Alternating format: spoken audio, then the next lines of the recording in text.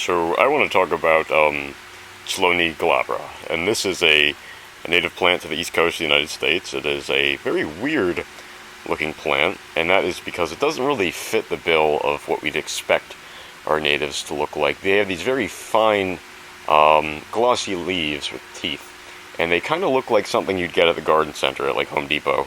And they are, because there's several cultivars available on the market. It's a very popular horticultural plant.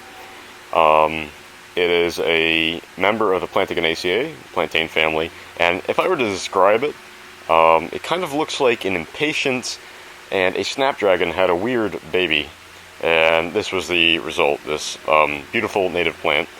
And it grows tall, it grows erect on a stem, forms these dormant corms in the winter, which are now sprouting here in the greenhouse in late March, and these are getting ready to flower this year. They flowered last year, and they were much smaller, they're much more stunted, but this year I've traded them to a new pot with ample fertilizer and wet soil, which is very important.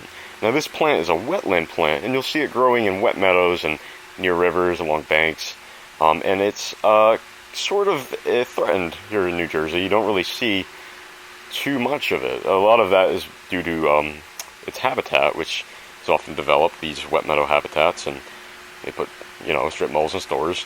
But more importantly, it's a butterfly that depends on this plant. The Baltimore checker spot is a federally threatened butterfly species, and that's weird, right? You don't really think insects can be threatened. You see insects every day. You might think a bird, oh yeah, a bird could be threatened because they're birds, but insects too. And the Baltimore checker spot, no exception. It depends on the Chelone glabra, the white turtlehead, as a host plant. It will lay its eggs only on white turtlehead.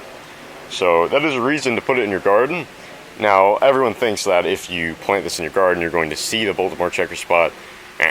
Unfortunately, that's not going to happen. A lot of the time, these insects are kind of localized to their specific wet meadow habitats, and unless you live near a wetland with this plant growing naturally, you're really not going to see that. But it is a important food source for bumblebees, because bumblebees are one of the few insects that can pollinate this plant naturally. So bumblebees they have these strong tubular flowers with a hood, and bumblebees will push open that hood and kind of do a little bit of a vibration dance and wiggle their way into the flower to access the nectar and the pollen. And they're one of the few insects that can do that. So yeah, plant Chelone glabra if you can. If you have ample moisture and full sun, that's what it wants. And you might not see the Baltimore checker spot, but you will get to enjoy this beautiful, beautiful plant and watch the bumblebees go crazy for it. So that's Chelone glabra.